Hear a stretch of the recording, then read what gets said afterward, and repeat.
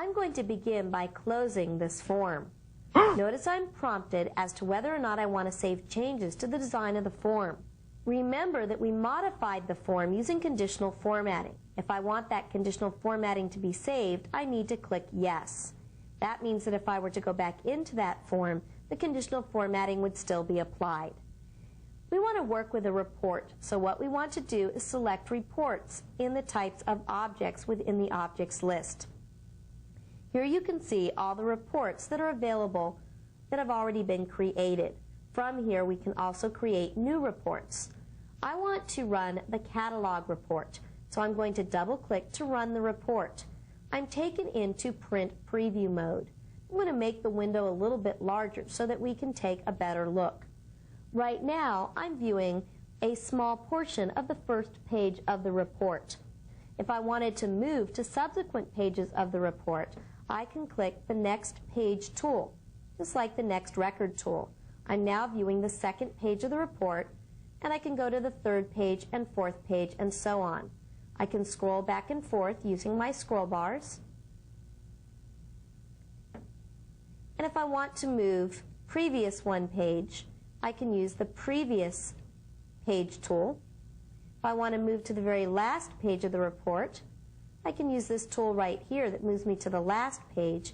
And if I want to move to the first page of the report, I can use this tool right here that will move me to the first page. But as you can see, it's very difficult for me to view the data within the report because I'm only viewing a small piece of the page at one time. So I'm going to want to be able to zoom in and out.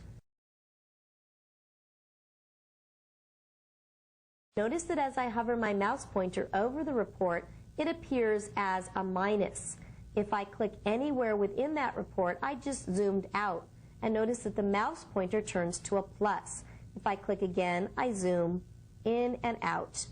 As I move from page to page, I can get an overall look at the page. And that's a simple way to zoom in and out. But I also may want to further refine how I'm zooming in and out. Notice that I have a combo box up on my toolbar. And right now, the combo box, it's a zoom combo box, it says fit. That means it's going to force the entire report page to fit in my view. If I open up the zoom drop-down, you can see there's lots of options for zooming. For example, I can zoom to 100%.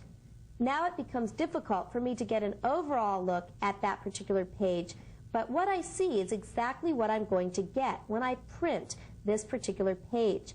So I'm viewing everything in its actual size. And of course, I'm not limited to 100% or fit. I can, for example, decide to go to 50%. Or I could decide to go to 150%. So it's up to me, based on what I'm trying to accomplish and what I'm trying to look at, as to which of these zoom options would be most appropriate for me. The nice thing is that I have a choice.